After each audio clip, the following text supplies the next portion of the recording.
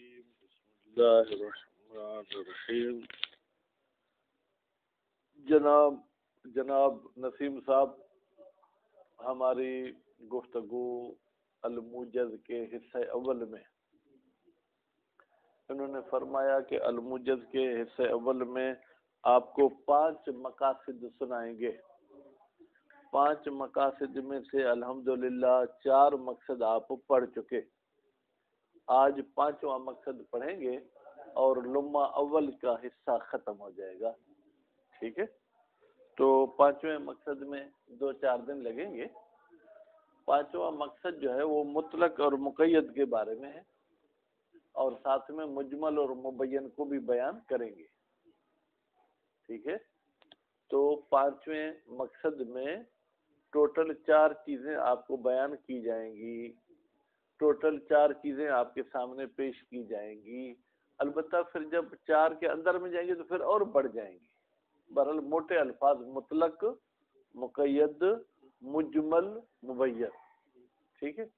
اب کل انشاءاللہ صرفی حوالے سے بھی ان الفاظ کا آپ کو آپریشن کرنا ہوگا، ٹھیک ہے؟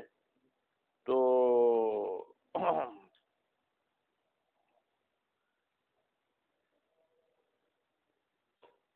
ہمارے اس مقصد خامس میں بیٹا کتنے الفاظ پڑھیں گے آپ؟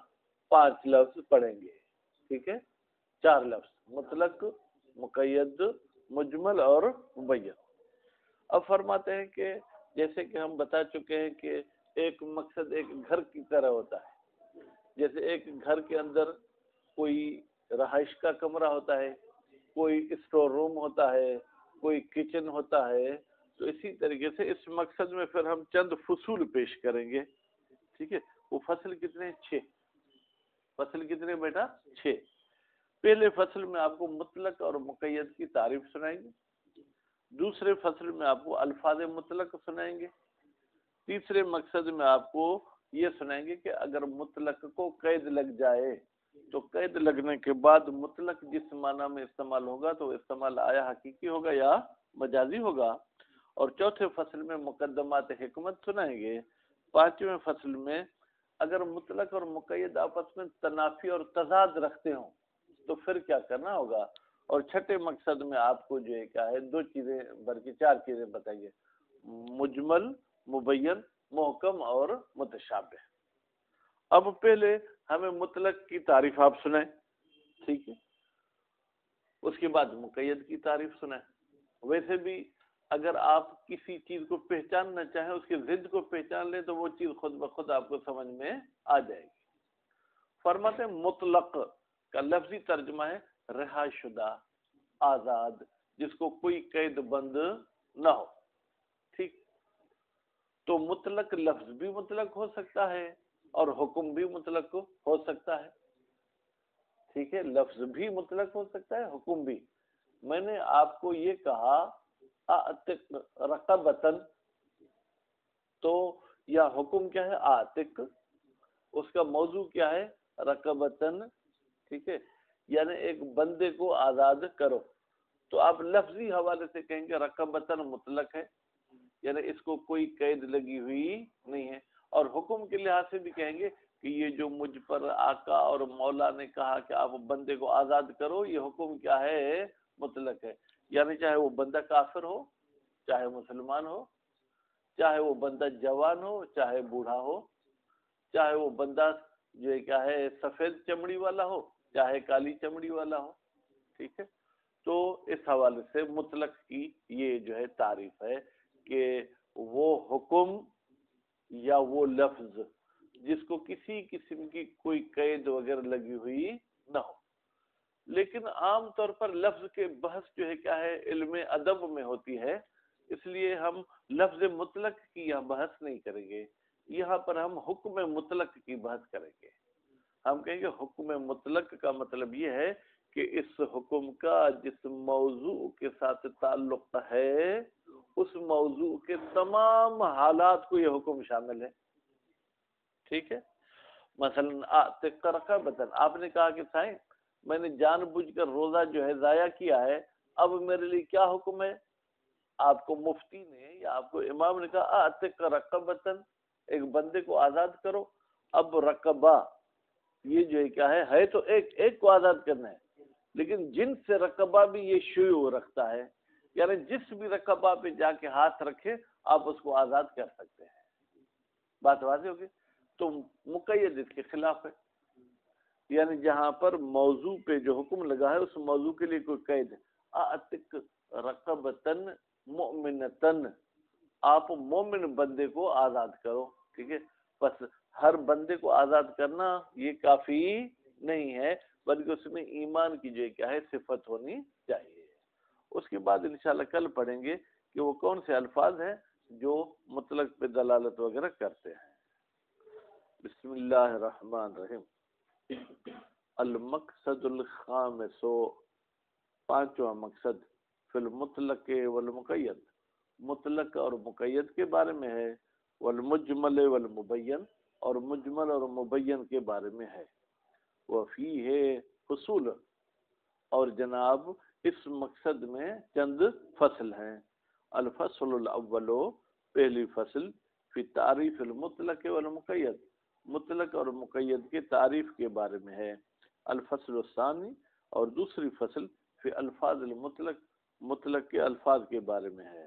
الفصل الثالث، تیسری فصل، فی ان المطلق بعد تقیید، بے تحقیق مطلق قید لگانے کے بعد، لیس مجازن، وہ اگر استعمال ہوگا تو مجاز نہیں ہوگا.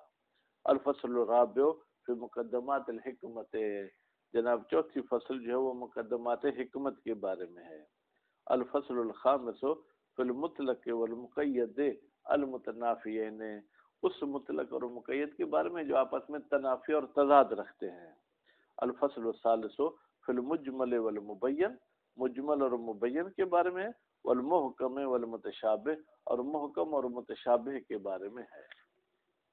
الفصل الاول، پہلی فصل جو ہے جناب تعریف المطلق، مطلق کی تعریف کے بارے میں. عرف نہیں پڑھنا بیٹا، اگر عرف پڑھیں گے تو اس کا فاعل آپ کو تلاش کرنا ہوگا، فاعل نہیں ملے گا. آپ کہیں عرف المطلق، مطلق کی تعریف کی گئی ہے.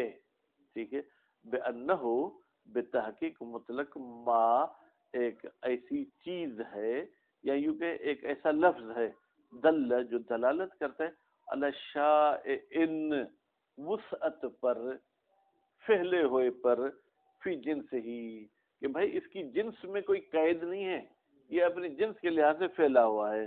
والمقید علی خلاف المطلق، اور مقید جو ہے وہ اس مطلق کے کیا ہوتا ہے، خلاف ہوتا ہے.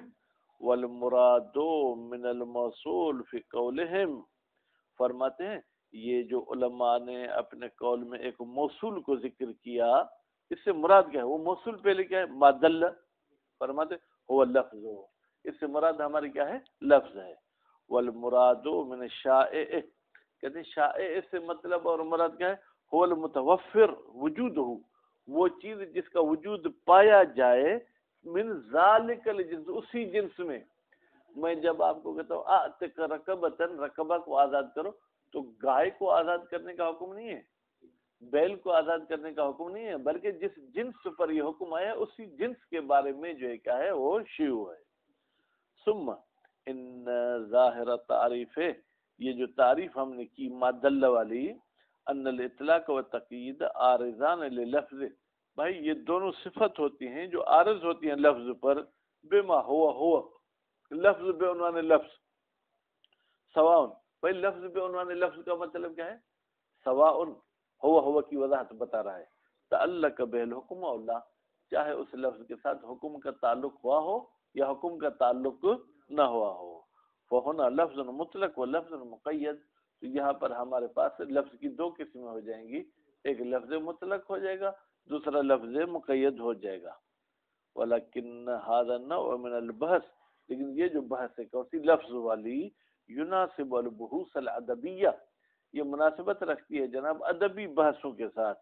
والذی یحم الاصولی، لیکن وہ بحث جو اہم ہے اصول والے کے لیے، الذی، وہ اصولی، ہوا بصدد تأسیس قواعد، وہ اس موڈ میں ہوتا ہے کہ وہ ایجاد کرے ایسے قوانین کو، تکون مقدمتاً للاستنباط، جو قوانین مقدمہ بن سکیں کس کا؟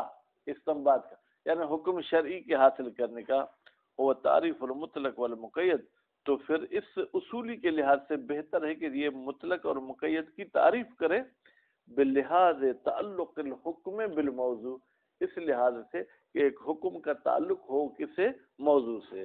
فنقول، تو ہم کہتے ہیں المطلق عبارت، مطلق کا مطلب یہ ہے ان کون لفظ بما لہو من المعنی، ایک لفظ ہو بما لہو من المعنی، اس لحاظ سے کہ اس لفظ کی کوئی معنی ہے، تمام الموضوع للحکم، بھائی وہ لفظ پورا کا پورا موضوع بنے حکم کا، یا اس لفظ کے خاص حالات موضوع بنے۔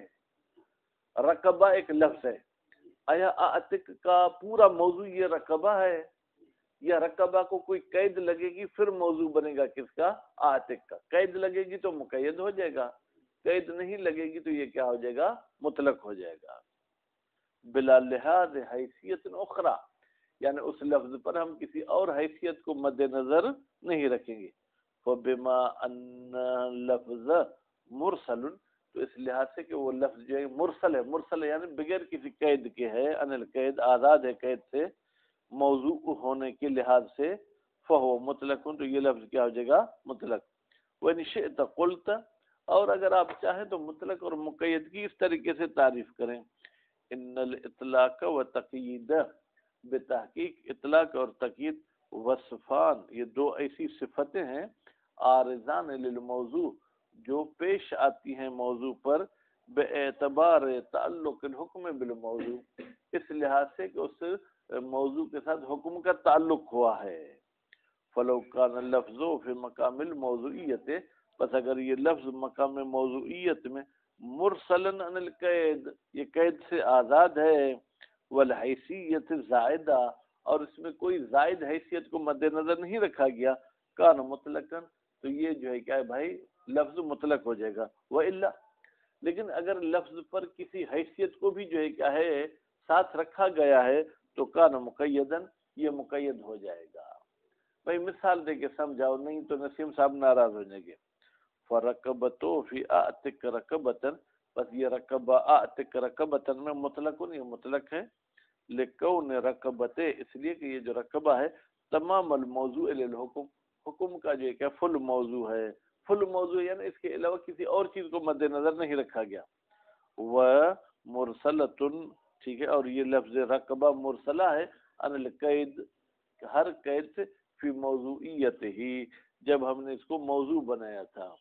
وہ تخالف ہو، اور اس رقبہ کے ساتھ مخالفت رکھتا ہے یہ رقبہ، کون سا؟ فی قول اعتق رقبتن مومنتن، بھئی یہ رقبتن مومنتن پہلے والے رقبہ کے ساتھ کیا ہے؟ مخالفت رکھتا ہے۔ کیوں؟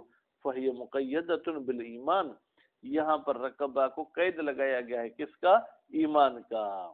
لعدم کون رقبت تمام الموضوع، اس لیے کہ یہاں پر رقبہ پورا موضوع نہیں ہے حکم کا، بلکہ وہ رقبہ موضوع ہے جس میں ایمان بھی ہو۔